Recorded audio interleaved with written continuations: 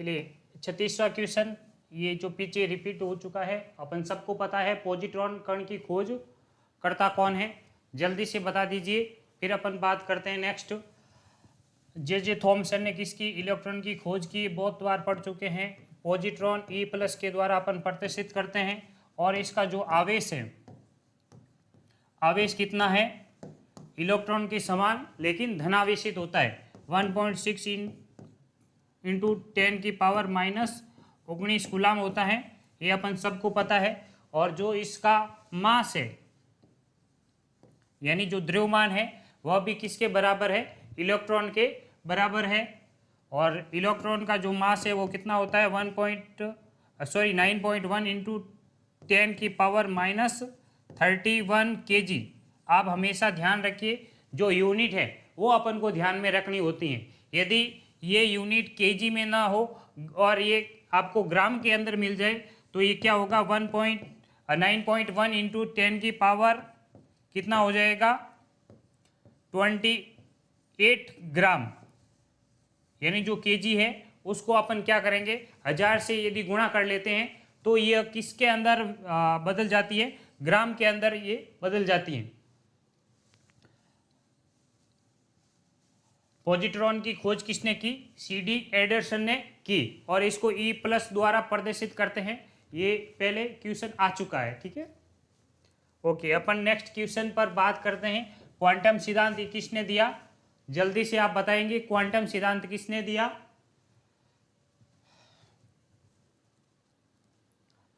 Quantum सिद्धांत, देखो quantum सिद्धांत एक व्यक्ति ने दिया, जिसका ऑप्शन में आपको नाम बताना है। उसने ये कहा था कि जो प्रकाश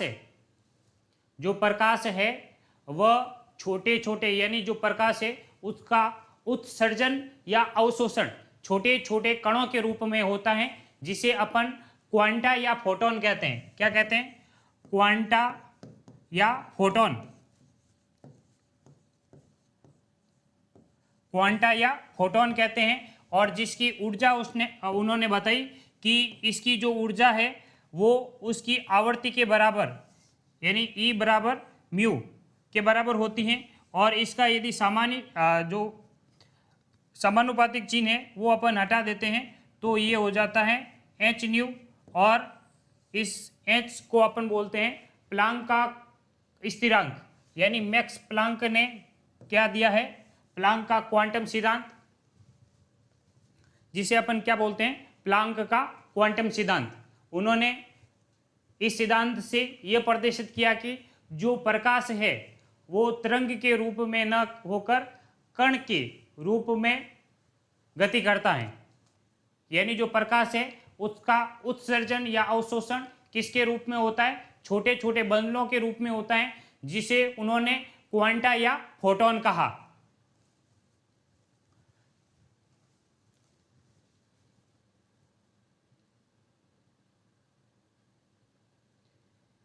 ये किसको इसका आंसर लग रहा है, इसका आंसर है C है।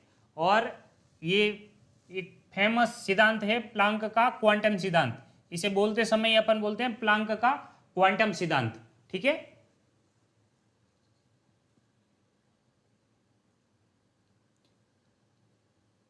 बिल्कुल, प्लांक का क्वांटम सिद्धांत, प्लांक का क्वांटम सिद्धांत। अरे आइंस्टीन ने इनके सिद्धांत पर ही अलग कुछ अपनी थ्योरी और वो प्रदर्शित की थी, लेकिन जो क्वांटम सिद्धांत वो किसने दिया था, प्लांक ने दिया था। इसलिए अपन इसे बोलते हैं प्लांक का क्वांटम सिद्धांत। चलिए नेक्स्ट अपन बात करते हैं परमाणु जिनमें प्रोटॉनों की संख्या क्या है, समान, परंतु क्या है, न्यूट्रॉनों की संख्या यदि भिन्न भिन्न है तो अपन उसे क्या कहते हैं, समभारिक, आइसोबार, समावयवी या सम न्यूट्रॉनिक्स, या जिसे अपन बोलते हैं आइसोटोन्स या समस्थानिक, आइसोटॉप्स।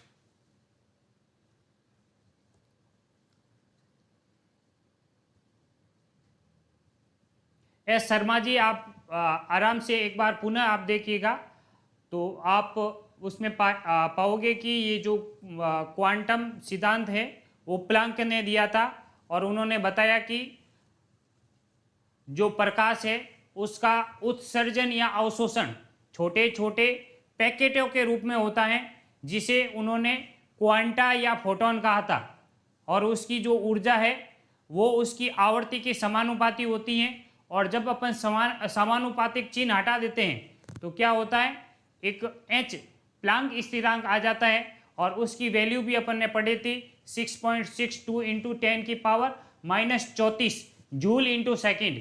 उसका क्या है, प्लैंक का जो स्थिरांक है उसका मान है।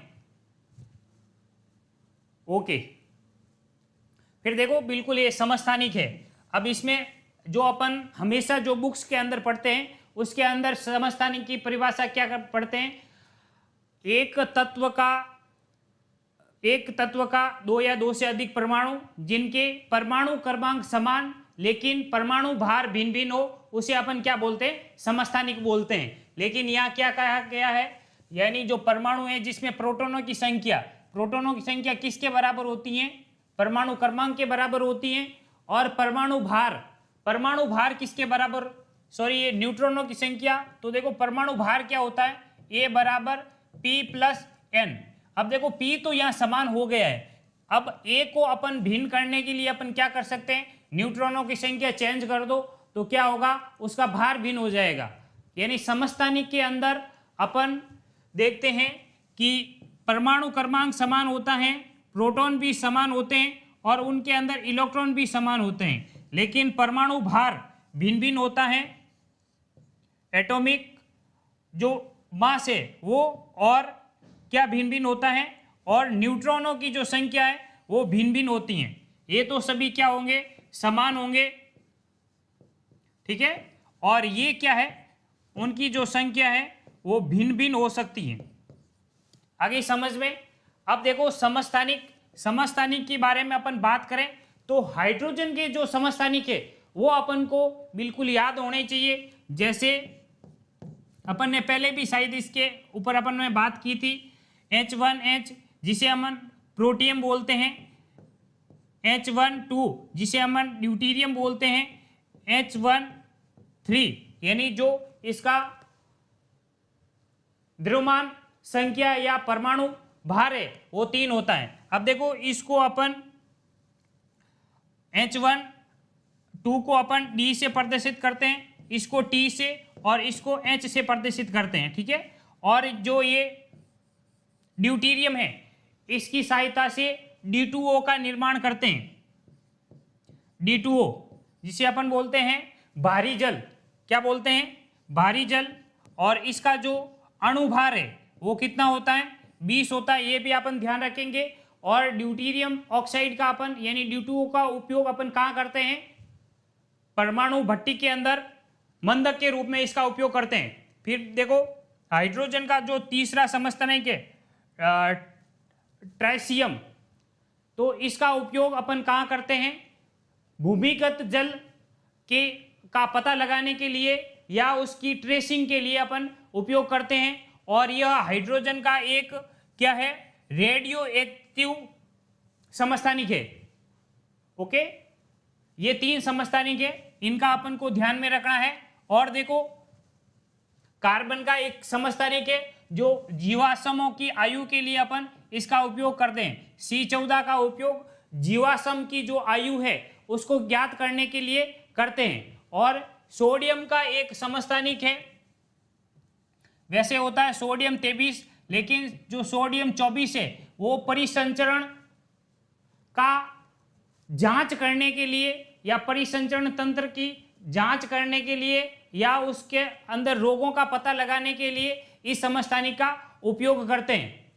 और एक समस्थानिक है आयोडीन 131, इसका उपयोग अपन गोइंटर या गलगंट रोग के उपचार में करते हैं, ठीक है। इन सभी समस्थानिकों का जो उपयोग है वो अपन को ध्यान में रखना है। और संभारिक क्या होते हैं, वे 2 तत्व जिनके परमाणु क्रमांक भिन्न भिन्न लेकिन परमाणु भार समान हो, उन्हें अपन क्या बोलते हैं, संभारिक बोलते हैं, ठीक है। अपन का जो इसके अंदर आंसर है वो क्या है, समस्थानिक होगा। और इसके बारे में अपन ने विस्तार से चर्चा भी कर ली है।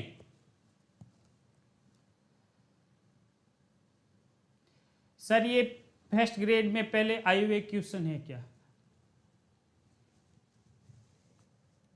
अब देखो आगे, गैसोहॉल निम्न में से किसका मिश्रण है? जल्दी से आप इसका आंसर दीजिए। गैसोहॉल निम्न का मिश्रण है, यानी निम्न में से जो दे रखे हैं ऑप्शन, उसमें से गैसोहॉल किसका मिश्रण है? फिर देखो साथ में अपन कुछ मिश्रण है, जैसे carbon monoxide CO plus N2, इसे अपन क्या बोलते हैं? उत्पादक गैस। उत्पादक गैस, ठीक है। और CO प्लस H2, इसे बोलते हैं अपन वाटर गैस।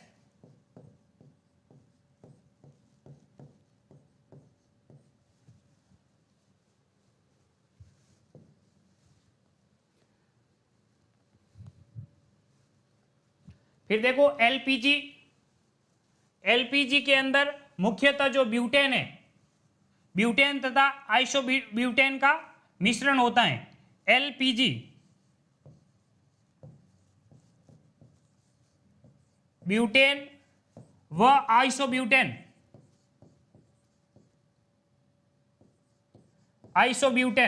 ब्यूटेन तथा आइसोब्यूटेन का क्या है?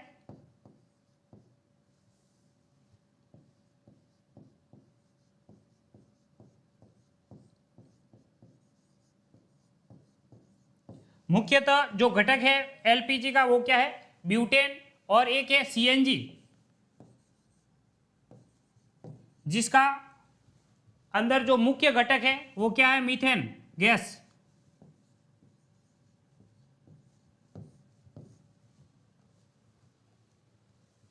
ये इनके मुख्य घटक है, वो अपन को ध्यान में रखने हैं। इसका आंसर आप लोग दे रहे हो ए। एस शर्मा जी, बिल्कुल आपका आंसर सही है, ए। पेट्रोल तथा एथिल एल्कोहल, C2H5 और पेट्रोल, जिसे अपन गैसोलीन भी बोलते हैं।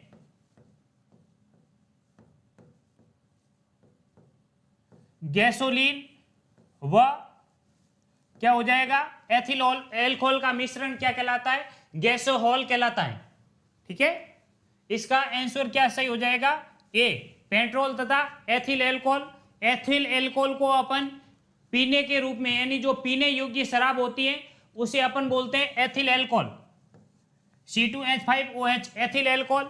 और एक होती है मेथिल एल्कोहल।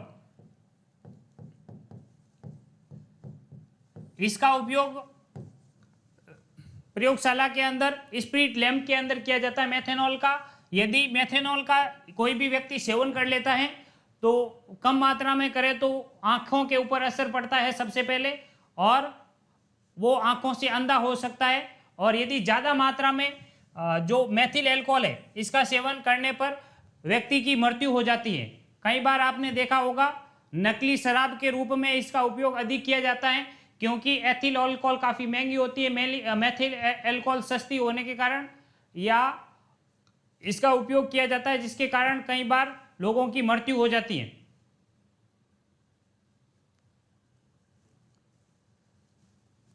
ठीक है। अब देखो नेक्स्ट अपन बात करते हैं गोताखोर द्वारा गहरे समुद्र में सांस लेने के लिए ऑक्सीजन के साथ, यानी O2 के साथ कौन सी गैस का उपयोग किया जाता है? कौन सी गैस को मिश्रित किया जाता है? कौन सी गैस को मिश्रित किया जाता है? इसमें ऑप्शन है हीलियम, नाइट्रोजन, जीनॉन और अमोनिया NH3।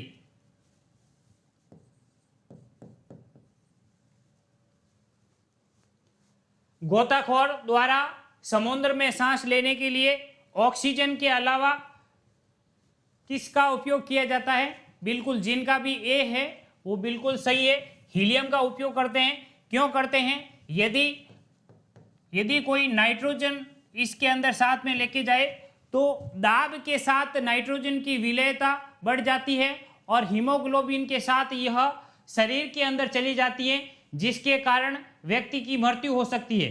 इसलिए अपन क्या करते हैं, अक्रिय गैस का उपयोग करते हैं जो कि हीलियम है। हीलियम का उपयोग अपन गुब्बारों के अंदर बिल्कुल और